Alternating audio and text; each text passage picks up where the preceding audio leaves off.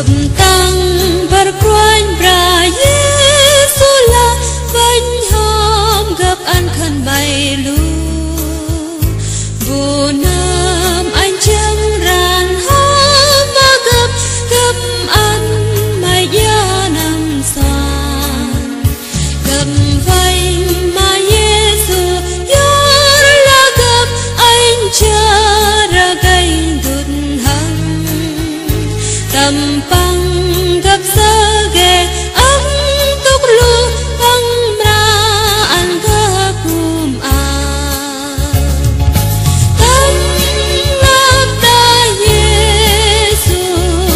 tâm ngập đa brandu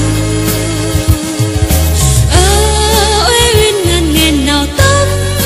ngập Yesu chính mi chang gặp rong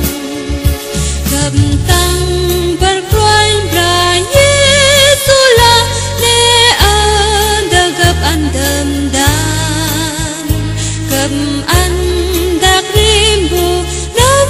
chi hil ku nhẹ đời ghé nào ri gặp phanh mà Yesu yor là gặp ra ko chi hil dun hăng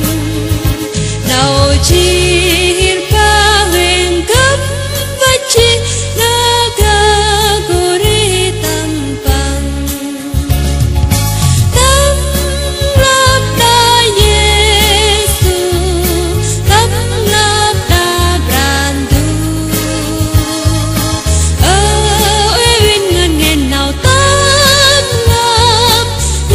Jing mi chang gặp rong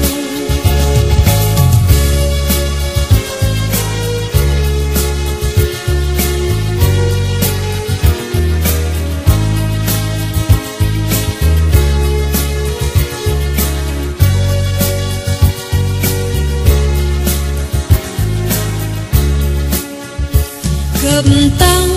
berkruan bra Yesula gặp chiến nào an tâm lên tu Quỳnh ho mà gặp mày ra sa ang lên na mày ri chim an nong prai Yesu đầm ghé nào ang yor la pang peng nào bra lẽ nào ang pang đầm ma nào ri tiếng gặp ba bên hara tâm ngập đa Yesu tâm ngập đa brandu ôi win ngàn nghền nào tâm ngập Yesu chính mi cha